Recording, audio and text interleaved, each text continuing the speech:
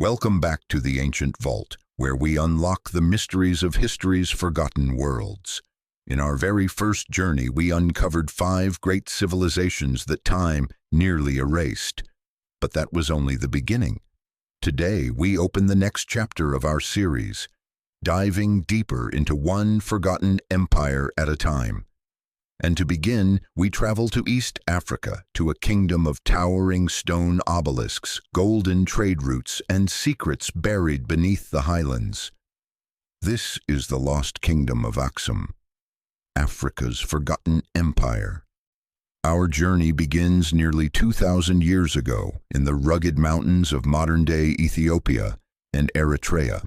Here, Aksum grew from a small trading city into a superpower that controlled the Red Sea. While Rome dominated the Mediterranean and India flourished in the east, Aksum stood at the crossroads, linking Africa with Arabia and beyond. Imagine caravans of camels carrying ivory and frankincense, docking at Red Sea ports where ships sailed to Egypt, Greece, Persia, and India.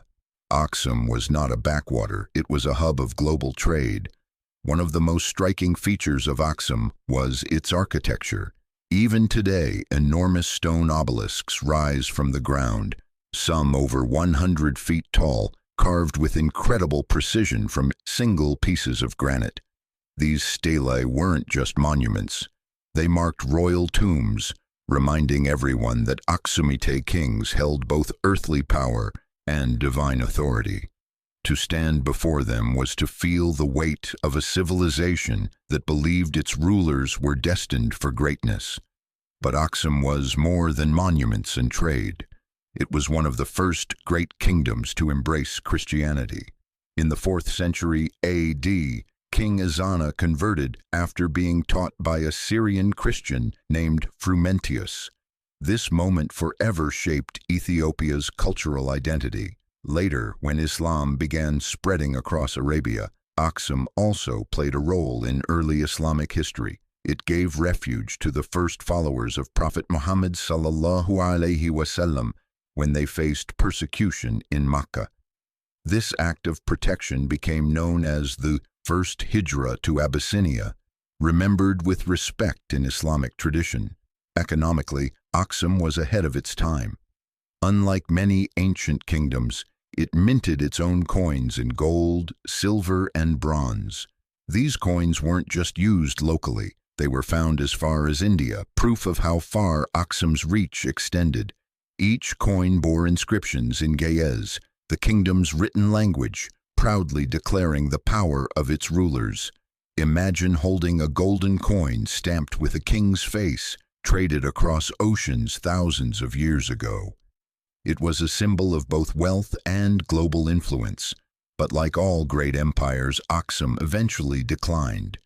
Historians still debate exactly why. Some point to climate change, centuries of soil erosion, and failing crops that weakened its agricultural base. Others argue that shifting trade routes bypassed the Red Sea, cutting Aksum off from the lifeblood of its economy.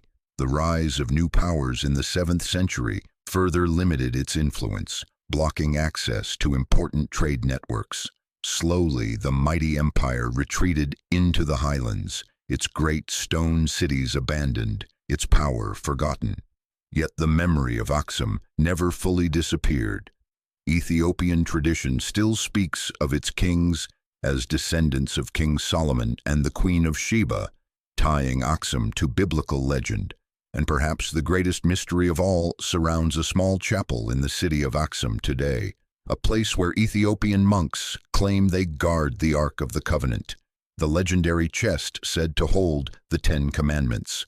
Whether true or not, this belief adds an almost mythical aura to the legacy of Aksum.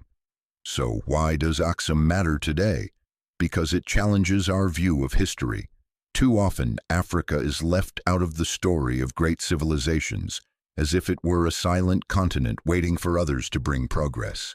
But Aksum proves that Africa had its own empires, its own kings, its own global influence.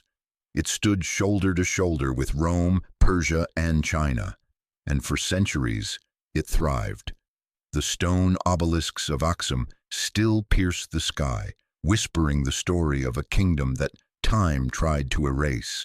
It reminds us that history isn't just about the winners who wrote it down.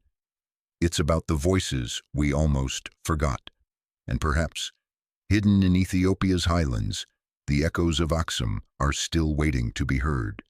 So as we close this journey, ask yourself, what other forgotten empires are hiding in the shadows of history, waiting for us to unlock their secrets?